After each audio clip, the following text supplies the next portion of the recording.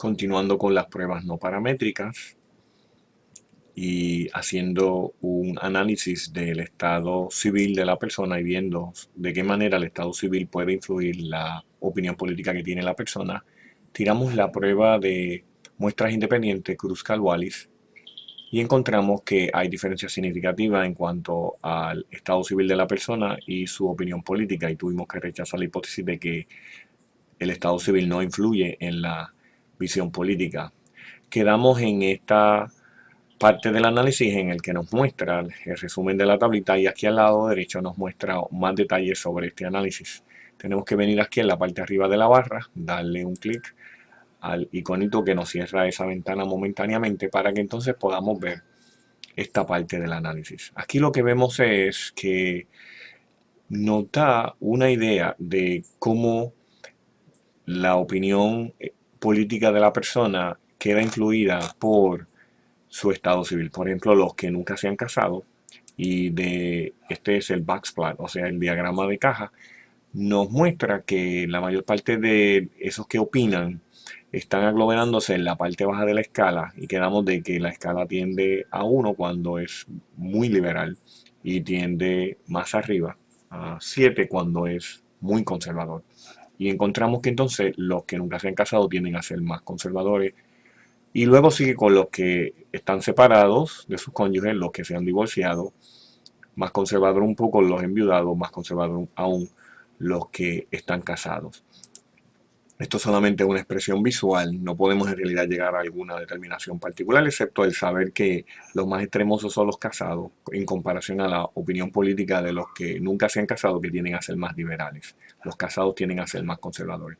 Es la próxima tablita la que nos dice que sí hay una diferencia significativa entre ellos, nada más que no nos da detalle de cuáles. Y para eso, entonces tenemos que movernos al próximo análisis, que se encuentra en la parte abajo del diálogo.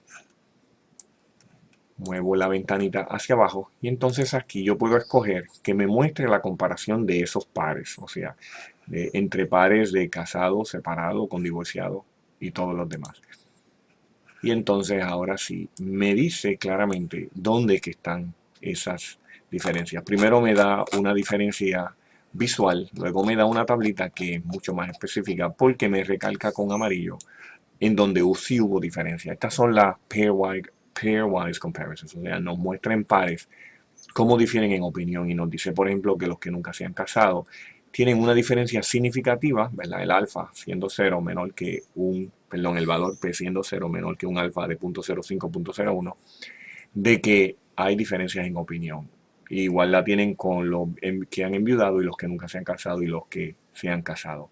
Arriba lo que hace es que nos da un poquito ese mismo análisis, pero nos lo da en forma visual. Todo lo que se marca en amarillo, estas líneas, nos dice cuán separado está la opinión política de una persona que nunca se ha casado con respecto al que sí se ha casado o está casado, el que nunca se ha casado y otro que ha enviudado, el que nunca se ha casado y el que ahora mismo está divorciado. Vea que todos esos son diferencias significativas en opinión.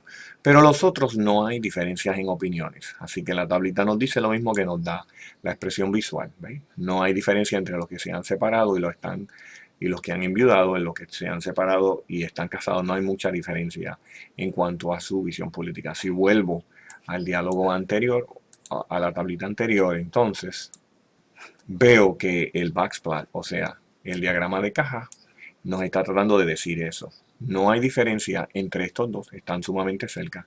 No hay diferencia entre separado y divorciado, o no hay diferencia entre divorciado y viudo, o no hay diferencia entre viudo y casado. Pero sí hay diferencia entre los que nunca se han casado y estos tres que están aquí, los divorciados, viudos y casados. Volviendo otra vez a las comparaciones entre pares, entonces vemos que estos son los que están causando la diferencia en opinión política. La pregunta era, ¿es la estado civil influye en la opinión política de las personas? Sí influye, pero solamente para los que nunca se han casado cuando se comparan con los casados, con los viudos y con los divorciados. Volvemos otra vez a el resultado, y eso es lo que nos está tratando de decir la tablita para finalizar entonces este análisis. Y así es como se lleva a cabo este análisis utilizando la prueba Kruskal-Wallis con una prueba no paramétrica.